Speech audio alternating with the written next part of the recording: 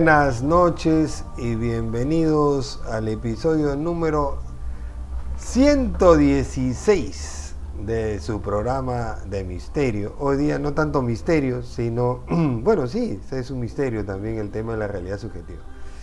Sí, tuve contacto con la persona que me recomendó este aspecto. Bueno, debo decir que este episodio también lo sugirió nuestro gran amigo, ya en otro mundo, Carlos Romero Pacora. Entonces, él fue el primero que dijo, hay que hacer un capítulo sobre la realidad subjetiva. Entonces, sin más preámbulos, vamos a ver el tema de definición. La realidad subjetiva es un concepto que aborda la naturaleza de la experiencia individual y que cómo esta experiencia influye en la percepción, distorsión y control de la realidad de una persona. A diferencia de la realidad objetiva, que se refiere a los hechos y eventos medibles independientemente de la observación personal, la realidad subjetiva se centra básicamente en la interpretación que cada individuo tiene con su entorno. Ya hemos hablado de este famoso libro del Kybalión, ¿no? Y en el primer concepto dice, el universo es mental, tú creas el universo. Entonces, vamos a ver el primer video de filosofía nerdental. Es un canal filosófico de Juan Pablo Aguilar para ponernos en contexto y poder ir viendo de qué se trata la cosa. Vamos para allá. ¿Vemos el mundo o solo una simulación de él? Junto con beber, comer y otras satisfacciones carnales, ver es uno de los grandes placeres de la vida. A veces lo damos por garantizado y no apreciamos a la percepción visual como una fuente de intenso placer sensorial. Tampoco pensamos mucho si lo que vemos realmente está ahí. Si cierras los ojos y te cubres con la mano, dejarás de ver. Pero no dejarás de tener conciencia visual. Si te sumes los ojos unos segundos, verás que los objetos frente a ti se duplican. Supondrás que no es que el mundo se haya multiplicado. Asumirás que eso que ves también solo sucede en tu mente, en tu conciencia visual. Esta suposición ha sido defendida por más de 300 años. Se cree que lo que percibimos son nuestras experiencias subjetivas y que nunca podemos percibir objetos de manera directa. Pensadores muy distintos como Descartes, Locke, Berkeley, Leibniz, Spinoza, Hume o Kant, y en las ciencias cognitivas se sigue defendiendo esta idea. ¿Por qué? El argumento es sencillo. Pon atención. Dado que es posible que tengamos alucinaciones, y dado que cuando se experimenta una alucinación se siente como si fuera algo real, entonces aquello que se ve no deben ser los objetos, sino algo que está dentro de nuestras cabezas. Descartes llamó ideas a ese algo. Otros las llamaron impresiones, y otros más datos sensoriales o representaciones mentales. La versión definitiva de la tesis que muchos buenos científicos creen es la siguiente. Cuando las células fotorreceptoras son impactadas por los fotones, desencadenan una serie de eventos en nuestro sistema nervioso, que finalmente culmina en una experiencia visual.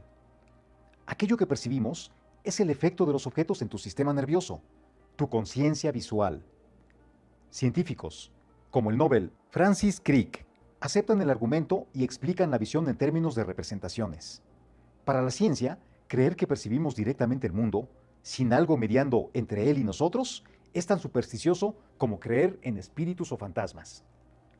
El modelo representacionalista ofrece algunas ventajas. Si lo que percibimos directamente son impresiones o datos sensoriales, podemos explicar por qué es posible que dos personas tengan diferentes experiencias perceptuales del mismo objeto. O por qué nosotros mismos podemos percibir algunas cosas de modo diferente a como sabemos que son. Sin embargo, una vez aceptada la suposición, surge un problema filosófico aparentemente insoluble. Pon atención. ¿Cuál es la relación entre nuestra experiencia visual, que sí podemos ver, y el mundo real que no podemos ver? ¿Cómo podemos adquirir conocimiento de los objetos si lo único que podemos ver son nuestras representaciones mentales?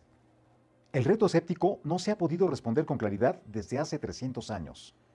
Para intentar superarlo, se ha apelado a la semejanza de nuestras representaciones mentales con el mundo exterior, o incluso se ha afirmado que lo único que existe son nuestras impresiones de los objetos y no el mundo real. Aunque suenan descabelladas, estas tesis son defendidas cotidianamente.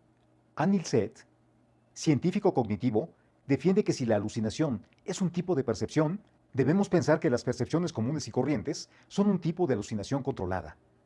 Que nuestro cerebro es como una persona encerrada que intenta adivinar y crea realidades de qué es lo que hay afuera, según las señales que percibe.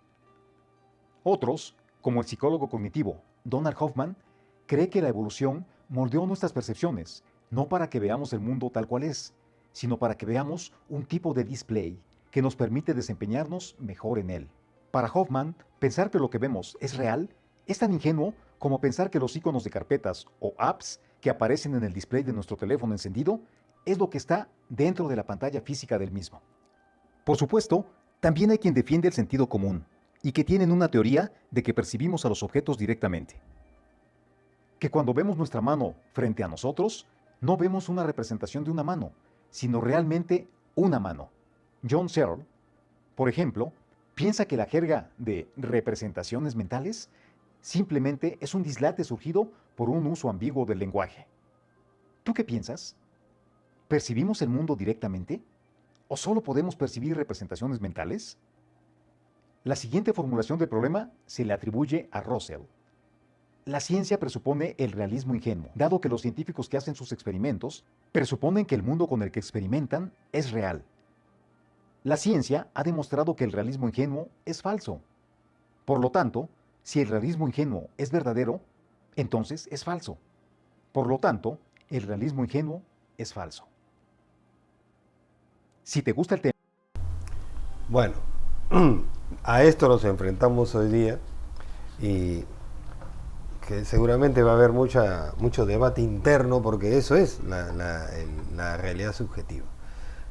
Si lo definimos, la realidad subjetiva se puede definir como la construcción mental de la realidad basada en las experiencias, emociones, creencias y perspectivas personales de cada individuo.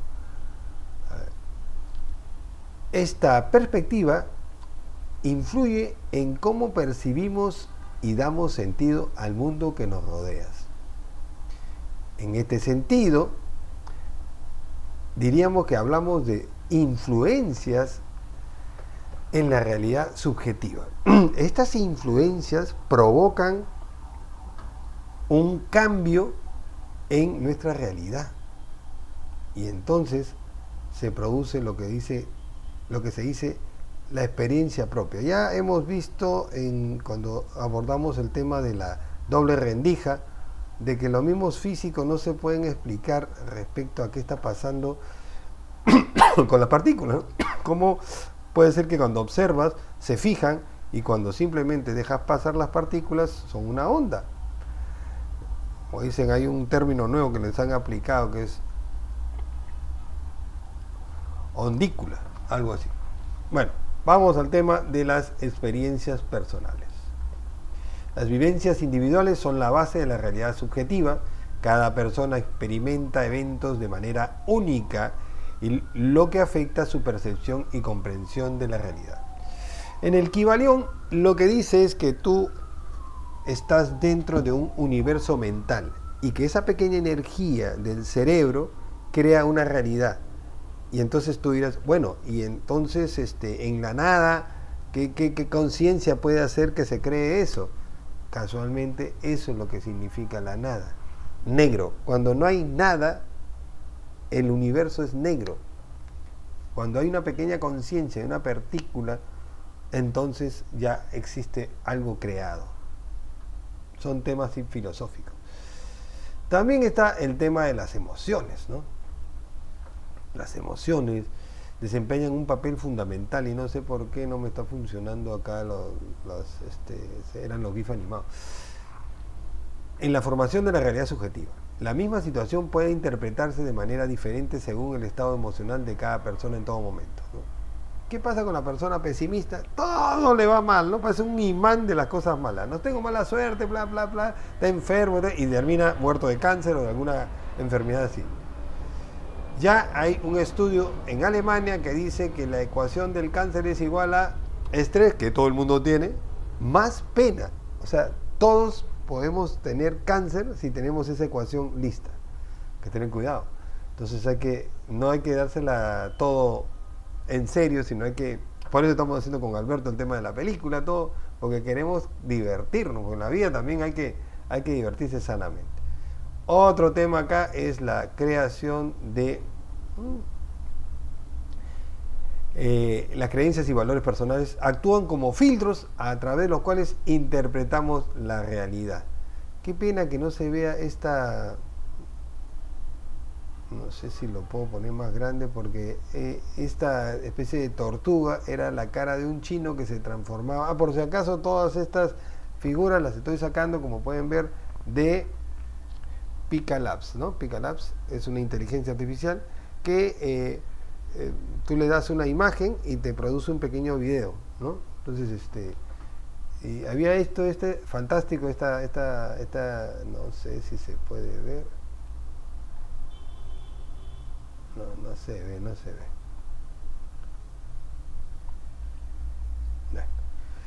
Y lo que quería era justo ver ese tema, ¿no? Bueno, en cuanto a las creencias y valores, estos pueden estar arraigados en la cultura, la educación, la crianza, dando forma a nuestra perspectiva única. No es lo mismo diferentes culturas que la que nosotros tenemos, y por lo tanto la creencia y la realidad de alguna forma se distorsionan. Y hablando de contexto cultural, también se influye esto en la realidad subjetiva, y las normas culturales como las expectativas sociales pueden afectar la forma en que interpretamos los eventos y situaciones. Y ahí está el tema, ¿no? Y ahí vemos también cómo acá en este país se trata de distorsionar la realidad haciéndonos un país triste. Y eso obviamente es de un poder externo a esto, y tengo que decirlo, ¿no? Basta ver las noticias, ¿no? La noticia no es la realidad. Todas las noticias de todos los días nos dicen que estamos siendo masacrados por una especie de sicariato pormenorizado, y lo que único está tratando de hacer es odiar a los amigos extranjeros, ¿no? Que obviamente hay casos aislados, pero pónganse a pensar ustedes, ¿cuándo es la última vez que le pasó algo como dicen las noticias? Para mí, nunca. Para seguir con el tema, vamos a ver otro pequeño video hecho por una argentina que no tiene nombre, lo he cogido porque es interesante, porque ve justo ese tema de las perspectivas. Acá tenemos a un señor, está hecho con Wondershare, ni siquiera ha tenido una buena calidad. Vemos que el lado izquierdo el señor dice B6, y el lado derecho, el de la derecha dice que B9, y ambos son ciertos. Entonces, según la realidad subjetiva, para ambos tendrían la razón, ¿o no? Y entonces, ¿qué es? Y ahí viene el tema filosófico. Vamos a ver. En la sociedad existen dos realidades, la objetiva y la subjetiva. Para explicar cómo pueden llevarse a cabo las relaciones entre los seres humanos, existen tres procesos dialécticos que están constantemente interactuando. El primero de estos procesos es la externalización, que es la manifestación de los procesos subjetivos de los seres humanos. Es decir, en cada acto sacamos afuera lo que sentimos o pensamos. Cuando esto sucede, se convierte en algo objetivo. La objetivación es observada como externa por otros seres humanos, y mediante la internalización se convierten en parte de su propia realidad subjetiva. La internalización es la base para la comprensión de otras personas como semejantes y para la aprehensión del mundo en cuanto a realidad significativa y social. Consecuentemente, es un componente de la externalización, es decir, lo que se internaliza, finalmente, es el ser de otra persona y su mundo social. Estos procesos tienen lugar en la socialización y existen dos tipos. La primera es la socialización primaria. Se desarrolla en la niñez y dentro de una estructura social objetiva, que con el contacto con los otros significantes comienza su socialización, mediatizando y modificando el mundo para el niño. Estos significantes presentan para el niño una realidad objetiva y su internalización se produce cuando el niño se identifica con otras personas. Esta socialización finaliza cuando el niño entiende que hay una sociedad y que tiene sus reglas. A partir de ese momento se lo considera miembro de esta sociedad, poseedor de un yo y un mundo personal. En cuanto a la socialización secundaria, esta comienza en la escuela primaria y es la internalización de submundos institucionales. Aquí el niño aprende a comportarse en cada uno de los ámbitos institucionales, mediante un proceso de comprensión de la realidad objetiva y la realidad subjetiva.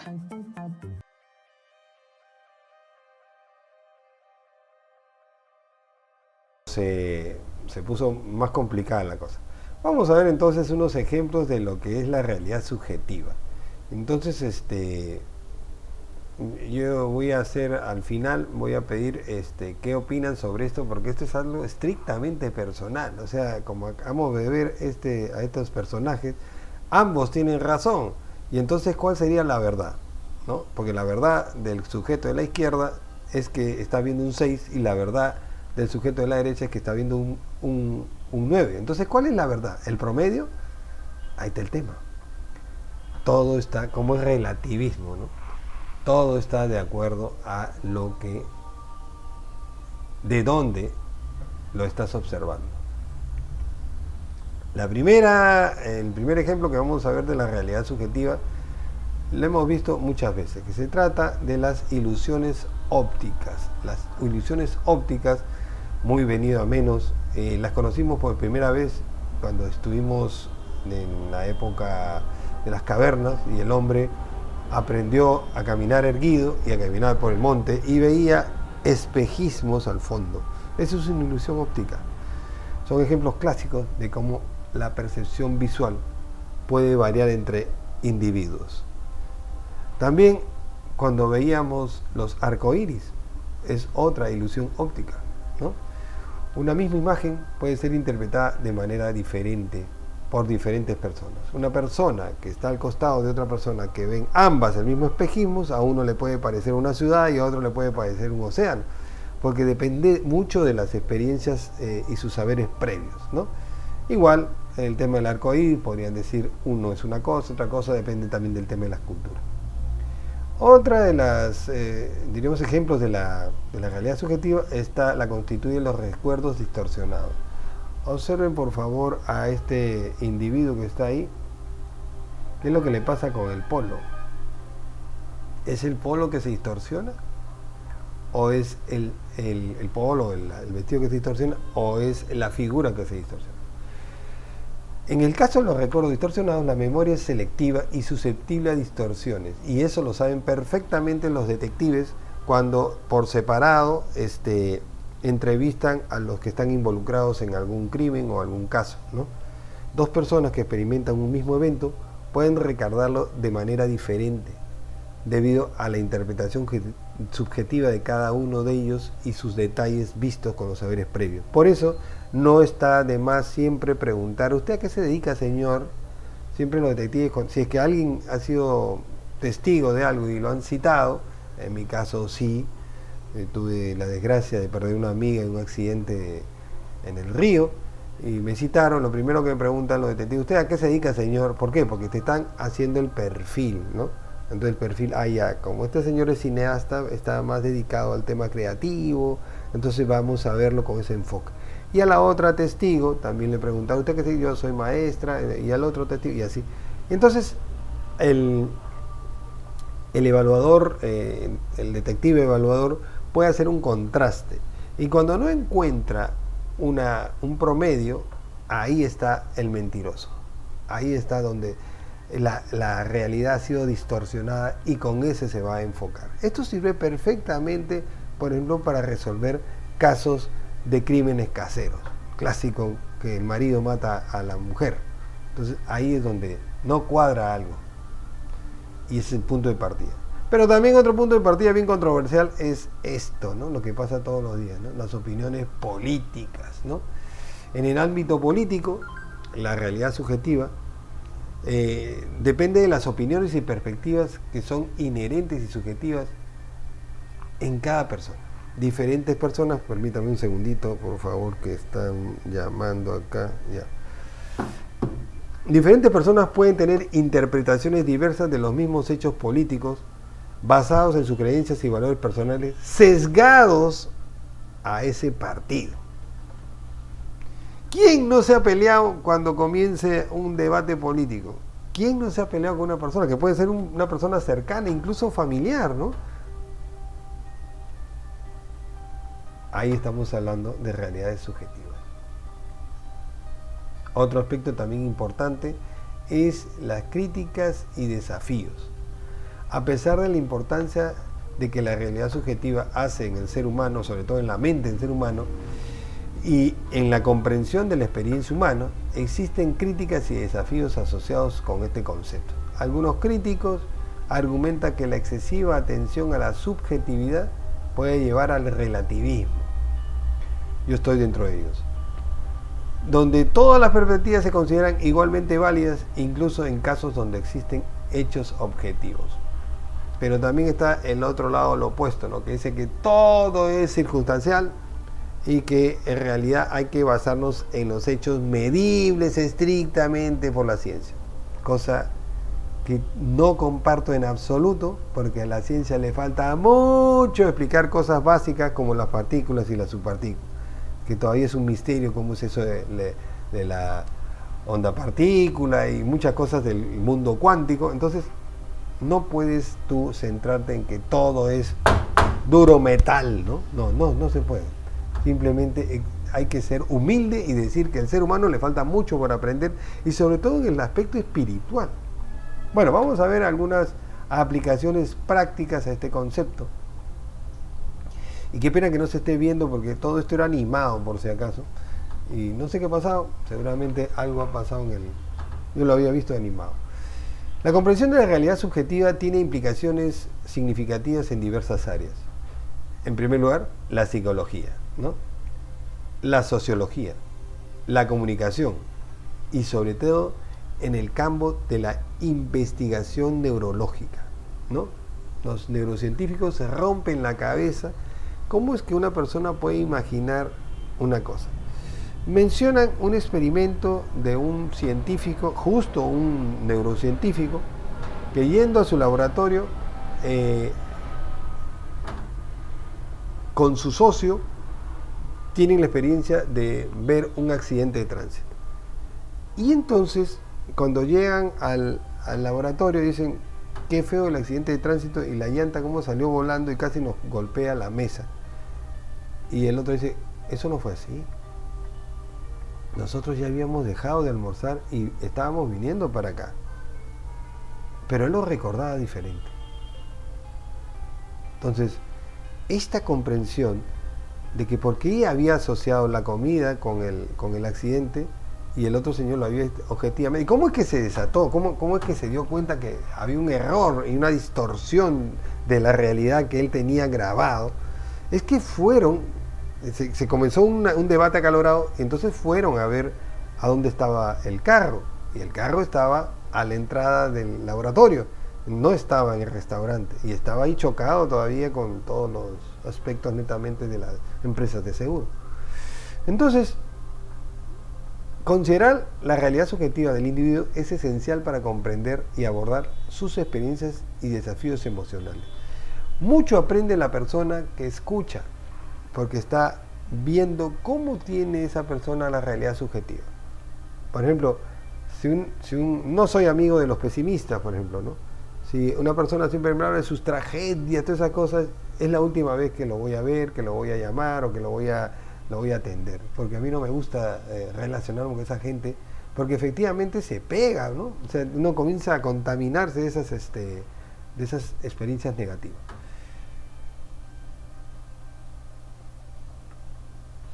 ¿Cómo podemos hacer ahora, bueno, con toda la locura que hay de la tecnología y específicamente la realidad virtual o la realidad aumentada? Es que nos va a hacer cada vez más difícil tener una experiencia subjetiva per se, ¿no? En el ámbito tecnológico, la realidad virtual proporciona un interesante terreno para explorar la realidad subjetiva al sumergir al individuo en entornos virtuales controlados y poder hacerle un test, ¿no? Las personas en este caso pueden experimentar situaciones de manera única, pero controlada. Y lo que destaca de estas aplicaciones es más la influencia de la perspectiva individual en la percepción de la realidad y cómo ésta afecta su entorno. Y se están desprendiendo, en la neurociencia está desprendiendo muchas técnicas para poder superar el gran dilema de la sociedad. ¿Y cuál es? ¿Para qué estamos aquí? ¿No? Bueno, hace tiempo yo creo, mi realidad subjetiva es que nosotros estamos aquí para entregar conocimiento a la generación siguiente. Si Dios te ha premiado con saber algo, pues debes compartirlo. Esa es mi realidad subjetiva. No sé qué opinen los demás, pero creo que ese es el fin de la vida. Pero también hay un tema justo de empatía y ética, que hay que hacerlo, ¿no? Hacíamos una encuesta con varios amigos sobre qué ha sido de las personas de mi institución educativa, de mi colegio, y cómo estas que se desviaron por la droga, por la corrupción, cómo es que ya han fallecido. Entonces yo decía, oye, sí, ¿verdad? ¿No? Fulano de tal sí era un sinvergüenza, sí, y fulano de tal también, sí, que fumaba ahí, sí. ¿Qué pasó? Cada uno hizo su propio infierno y se enterró, ¿no? Entonces acá viene el tema. La gente no me cree, pero yo no me pinto el cabello, señores, yo no me pinto el cabello, pero si yo me pongo al costado de mis compañeros de colegio, todos tienen el pelo blanco. Entonces la gente dice, ¿cómo es? ¿No? La comprensión de la realidad subjetiva también tiene que ver con las implicancias éticas. Reconocer la diversidad de las perspectivas puede fomentar empatía y la comprensión intercultural. En ambos ámbitos, como la ética médica, comprender la realidad subjetiva del paciente es crucial para proporcionar un cuidado centrado en la persona, cosa que no pasa, ¿no? Los médicos son los más antiempáticos de personas que puedo conocer, por lo menos en el sistema estatal de acá del Callao, ¿no? Yo he acompañado a mi madre el otro día a hacer un chequeo de rutina y la doctora muy oronda no la llamaba, ya le tocaba el turno, entonces yo le toqué la puerta. Entonces, como no me contestó, abrí la puerta, ¿no? Entonces mi madre todavía estaba sentada ahí y me dice, señor, todavía no lo puedo atender, estoy atendiendo a otra persona virtualmente. Entonces me chupé el dedo, ¿no? Cuando ya nos dio el pase con el numerito, se justificó de una forma tan insulsa, tan ignorante, que ella pensaría pues que yo era un pobre tarado que me la iba a chupar, ¿no? ¿Saben lo que dijo?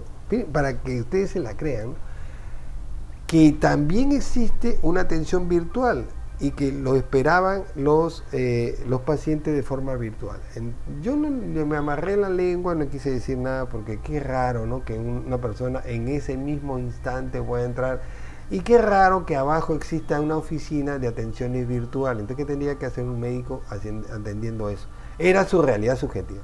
Lo que no entendió la señorita, la doctora, que era una joven, es que estaba al frente, o sea, ella estaba de espaldas de una ventana y yo podía ver el reflejo de la computadora y estaba chateando, ¿no? Estaba chateando, estaba revisando su correo electrónico. Esa era la realidad, pero yo me mordí la lengua.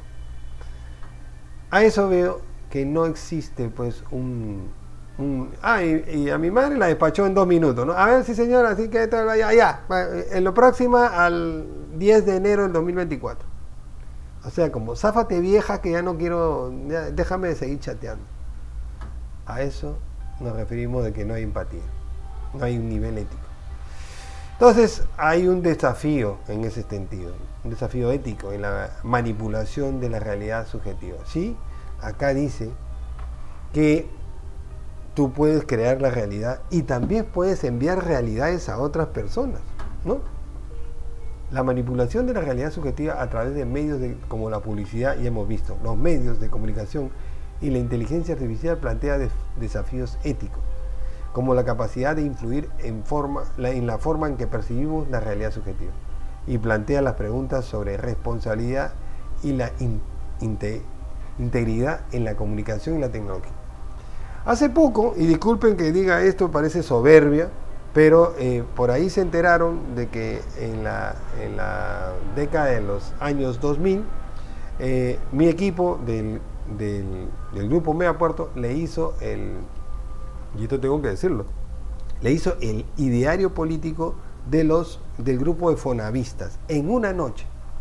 Entonces, hace un par de meses me visitó un partido político, una propuesta de partido político, habiendo investigado quién había hecho el ideario, y me entrevistaron y me dijeron qué es lo que tendríamos que hacer para cambiar la sociedad, ¿sabe qué cosa? Discúlpeme, yo soy periodista, ¿eh? Pero lo primero que tienen que hacer es cerrar todos los canales de televisión del Perú. ¿Cómo? ¿Se puede hacer contra la libertad de prensa? No me interesa. Tú me estás pidiendo cómo hacerlo. Tú dile que para permanecer en la frecuencia abierta de este país, tú tienes que dar noticias positivas. Es así como se construye una patria. No la porquería que tenemos ahora. Entonces, ahí está. Y si tengo que concluir en algo, es que la realidad subjetiva es un componente fundamental de la experiencia humana. Comprender este concepto es esencial para apreciar la diversidad de las perspectivas de la sociedad y cómo ésta puede estar sana o enferma. Y si bien existen realidades objetivas, por supuesto que se les respeta en el mundo científico, paradigmático, todo procedimental, la forma en que las interpretamos y les damos significado es intrínsecamente vinculada a nuestra realidad subjetiva. En última instancia, la realidad subjetiva no debe considerarse como una barrera para la comprensión compartida o la búsqueda de la verdadera objetividad o la verdad absoluta objetiva. Más bien destaca la riqueza y la complejidad de la experiencia humana y la consideración de que la realidad subjetiva es esencial para promover la comprensión mutua, la empatía y la construcción de sociedades que valoren la diversidad de perspectivas y el pensamiento ajeno. A eso se llama empatía. Necesitamos, si las sociedades deben crecer, deben comenzar con construir empatía, no desde las aulas, sino desde los medios de comunicación. Así que, ¿ustedes qué opinan al respecto? Eso es lo que he podido investigar en solamente media hora que he tenido tiempo para armar este programa debido a las ajetreadas semanas que hemos tenido, pero gracias a la inteligencia artificial me puedo dar el lujo, pero no sale, qué pena que no salgan estos muñequitos, yo les podría enseñar todas esas cosas. Bueno, acá cerramos la grabación.